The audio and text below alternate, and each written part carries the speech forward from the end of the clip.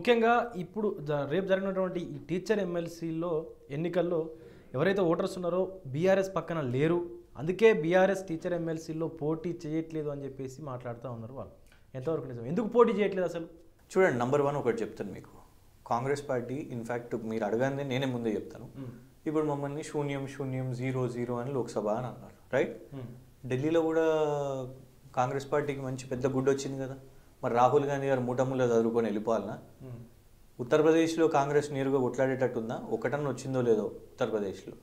గుజరాత్లో దుకాణం ఎత్తేసారు. గుజరాత్లో అయితే డైరెక్ట్ బీజేపీతో ఫైట్. అక్కడ వాళ్ళ పరిస్థితి ఏంది?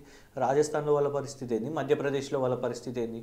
సో కాంగ్రెస్ పార్టీ ఇవాళ మమ్మల్ని అనే ముందు 2014 నుంచి 23 వరకు వాళ్ళ పరిస్థితి ఏందో చూద్దాం. ఏ ఎలక్షన్ గెలిచిరండి వాళ్ళు? దుబ్బాకలో 3వ స్థానం, సిట్టింగ్ మునుగోడు వాళ్ళే ఓడిపోయినరు.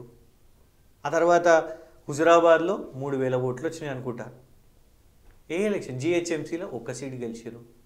సో అల్టిమేట్గా కాంగ్రెస్ పార్టీతో పెద్ద ఇప్పుడు వాళ్ళ అధికారంలో ఉన్నారు, అడ్వాంటేజ్ ఉండొచ్చు. మేమేమంటున్నామంటే ఈ సమయంలో మాకు ఎన్నికలు ఇంపార్టెంట్ కాదు. రేవంత్ రెడ్డి అంటుండు కదండి, అధికారంలో ఉన్నోడే అంటుండు నా ప్రభుత్వానికి ఏమి ఇబ్బంది లేదని. మరి మేమైతే ప్రభుత్వంలో కూడా లేము, మా ప్రతిపక్షానికి కూడా ఏమి ఇబ్బంది లేదు. మాకు ఇప్పుడు ప్రజల అంశాలు ఇంపార్టెంట్. ఎలక్షన్ కంటే ఇప్పుడు ఏంది, ఈ ఎలక్షన్తోని చూసిర్రా, ఈ ఎలక్షన్తోని ఈ ప్రభుత్వం మంచిగా ఉంది, లేకుంటే కేంద్రం మంచిగా ఉంది, తెలంగాణ మంచిగా ఉంది, లేదు. ప్రజల అంశాలు ఇంపార్టెంట్. మేము అందుకే అండ్ ఇది మాకు కొత్త ఏం కాదు. గతంలో తెలంగాణ ఉద్యమం ఇంపార్టెన్స్ కోసం మేము జిహెచ్ఎంసీ ఎలక్షన్స్ దూరం ఉన్నాం. ఎందుకు? ఆ ఎలక్షన్ రిజల్ట్తో జనరలీ ఈ ఎలక్షన్స్ ఏమవుతాయి అని అంటే ప్రభుత్వానికి ఇస్తారు. ఎందుకంటే ఇవాళ ప్రతి ఒక్కళ్ళ మంట గుండెల్లో ఉన్నది. అధికారులు కానివ్వండి, అధికారులు కూడా ఇష్టపడతలేరు రేవంత్ రెడ్డిని, కానీ కొందరికి భయం ఉంటుంది. తెగించేటోళ్ళు మూసీ హైదరాబాదితులు తెగించిర్రు, బయటకు వచ్చిర్రు, బండబూతులు తిడుతున్నారు కదండి. మీరు పోయి మైక్ పెడితే చాలు బండబూతులు తిడుతున్నారు. అది మేము పుసుక్కని సోషల్ మీడియాలో పెడితే రేవంత్ రెడ్డికి గాలి కేసేస్తాడు. సో మేము అనేది ఏంటంటే, మీరు సోషల్ మీడియా కన్వీనర్గా కూడా పనిచేస్తా ఉన్నారు కాబట్టి అడుగుతున్నాను. వాళ్ళు కాంగ్రెస్ పార్టీ తరపు నుంచి ఒక పోల్ని అయితే చేయడం జరిగింది.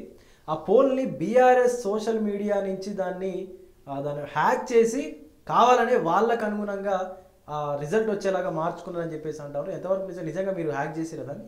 నాకైతే హ్యాకింగ్ రాదండి. నేను కంప్యూటర్ ఎక్స్పర్ట్ని కాదు, నేను పొలిటికల్ ఎక్స్పర్ట్ని. మేము ఒకటే చెప్తున్నాం, సింపుల్గా ఒక పాయింట్ చెప్తానండి. చూడండి, మేము అప్పుడు కూడా సోషల్ మీడియా బ్రహ్మాండంగానే చేసినాం. మేము అల్టిమేట్గా ఏంటిదంటే మా దగ్గర ఉన్నోళ్ళు కేసీఆర్ సెంటిమెంట్తో పనిచేస్తారు. మాకు పేమెంట్ లేదు, సెంటిమెంట్ ఉంది. కేసీఆర్ అనేది ఒక సెంటిమెంట్, మీకు తెలుసు. అది ఏ డిపార్ట్మెంట్లో తీసుకున్నా కేసీఆర్ తెలంగాణ అనే ఒక లైన్ అది ఉంటుంది.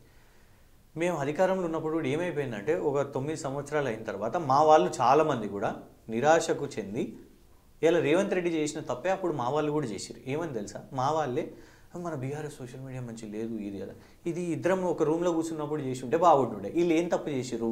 ఫేస్బుక్లలో పెట్టి, ట్విట్టర్లలో పెట్టి, ఎమ్మెల్యేలు కూడా మా ఎమ్మెల్యేలే మన సోషల్ మీడియా మంచిగా లేదంట అని ఇట్లా అన్నారు.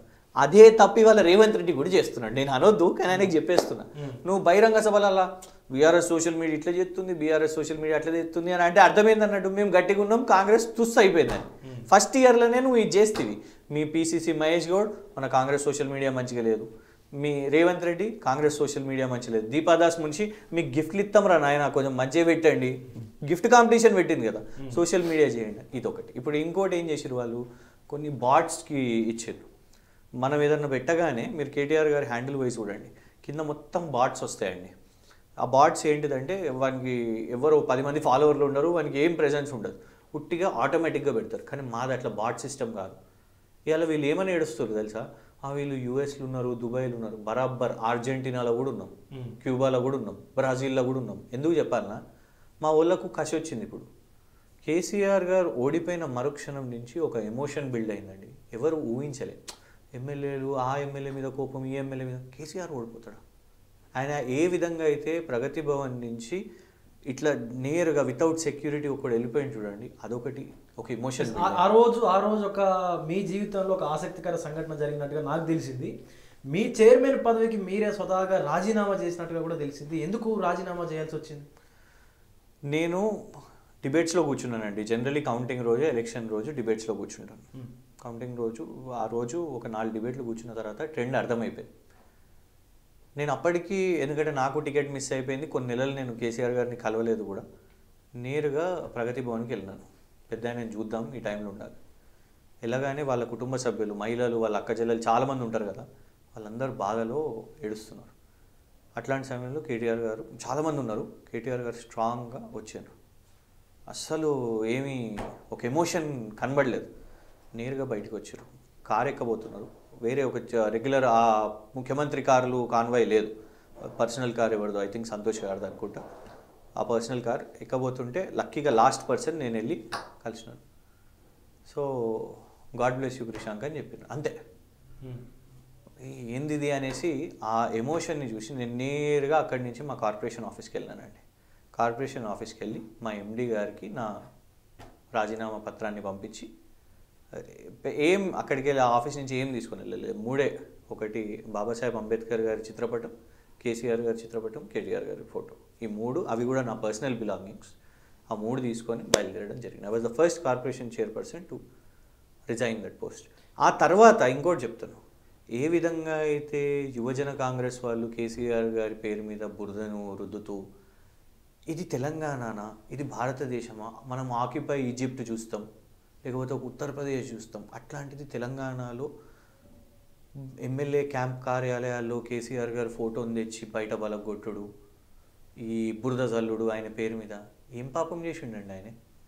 ఏనాడు రాజీవ్ గాంధీ గారిని తప్పుపట్టలేదే? రాజీవ్ గాంధీ గారు వారి పేరుని గొప్పగా చెప్పారు. రాజశేఖర్ రెడ్డి గారికి ఆరోగ్యశ్రీ కితాబ్ ఇచ్చారు. ఇందిరాగాంధీ గారి గురించి మాట్లాడారు. నాకు ఒక అంశం అండి, నాకు ఒకసారి గుర్తుంది, సోనియా గాంధీ గారి గురించి ఒకసారి కేసీఆర్ గారు పర్సనల్గా నాతో మాట్లాడుతున్నప్పుడు, అమ్మ మీరు ప్రియాంక గాంధీ గారిని ఎందుకు చేస్తలేరు, రాహుల్ గాంధీ గారికి ఎందుకు సపోర్ట్ చేస్తున్నారు అని అంటే, సోనియా గాంధీ గారు అన్నారు, నాకు ఈ ఫ్యామిలీ నన్ను ఓన్ చేసుకుంది, డాటర్ ఇన్ లాగా కాదు, ఒక డాటర్ లాగా చూసుకున్నారు ఇందిరాగాంధీ గారు. సో ఈ ఫ్యామిలీకి సంబంధించిన ఈ అబ్బాయిని నేను ప్రధానమంత్రి చేయాలని అనుకుంటున్నాను అనేసి ఈ అంశం చెప్పింది. ఈ అంశాన్ని పక్కన పెడతాం. ఆ రోజు నాకు కేసీఆర్ గారు మాట్లాడేటప్పుడు సోనియా గాంధీ గారు అమ్మ అని అన్నారు. That is the respect KCR గారు గివ్స్. ఈనాడు వరకు కూడా ఏనాడు సోనియా గాంధీ గారి గురించి లూజ్గా మాట్లాడలేరు ఎప్పుడు కూడా. సో నేను అనేది ఏంటంటే, అట్లాంటి కేసీఆర్ గారిని రాజీవ్ గాంధీ గారి గురించి తప్పగా ఒక బీజేపీ ముఖ్యమంత్రి హిమంత బిశ్వ శర్మ అనేటువంటి మాట్లాడితే రేవంత్ రెడ్డి గారు వారించలే, ఫస్ట్ కేసీఆర్ గారు రియాక్ట్ అయ్యారు. అట్లాంటి కేసీఆర్ గారి మీద మీరు అట్లా చేయడం కరెక్ట్ కాదు. ఓడిపోయినరు, ఎన్నికల్లో ఓటములు గెలుపుంటాయి, మీకు గెలుపుంటే మీరు అజెంట్. ఆ తర్వాత ఇవాళ పనికిరాని మర్డర్ కేసు అంట, ఏం చేద్దాం అనుకుంటారు మీరు కేసీఆర్ గారిని? ఉరిదిద్దాం అనుకుంటారా కేసీఆర్ గారిని? సో మేము అనేది ఏంటంటే, ఈ అన్నీ కూడా మీకు నెగిటివ్ అవుతున్నాయి. మేము ప్రత్యేకంగా సోషల్ మీడియా పోల్లు ఏం చేయలేదు. ఇంకోటి చెప్తారు, ఆ ట్విట్టర్ పోలు వాళ్ళకి బెడ్స్ కొట్టింది. ఆ తర్వాత మీలాంటి యూట్యూబ్ ఛానల్స్ అందరూ కూడా ఇది నిజమేనా అని పోల్లు చేశారు. ఏమైంది? మొత్తం కాంగ్రెస్ ఓడిపోయిన పరిస్థితి, వాళ్ళు బహిర్గతమయ్యారు. ఇప్పుడు కూడా వాళ్ళు అర్థం చేసుకుంటలేరు ఏంటంటే, ఇవాళ ప్రపంచవ్యాప్తంగా ఉన్న బీఆర్ఎస్ సైన్యులు అందరూ కూడా మాకు ఒక ఎమోషన్ ఉన్నది, మీకు ఇవాళ కాంగ్రెస్లో ఆ ఎమోషన్ లేదు. మీరు అధికారంలో ఉన్న వాళ్ళు ఫ్రస్ట్రేషన్కు వెళ్ళొద్దు. వాళ్ళ అధికార ప్రతినిధులు డిబేట్లలో వస్తున్నారు, అరే మేము 9-10 సంవత్సరాల్లో మేమున్న ఫ్రస్ట్రేషన్ ఉన్నట్టు లాస్ట్కి వచ్చిన ఫ్రస్ట్రేషన్ ఇవాళ వాళ్ళు ఫస్ట్ ఇయర్కే వస్తున్నారండి. అంటే దాని అర్థమైంది, ఎదురు దాడి చేద్దామనే ప్రయత్నం చేస్తారు. ప్రపంచంలో ఏ మూల ఏ క్షణం ఏం జరుగుతుందో వేగంగా తెలుసుకోవడానికి తొలి వెలుగు వాట్సాప్ ఛానల్ని ఫాలో చేయండి.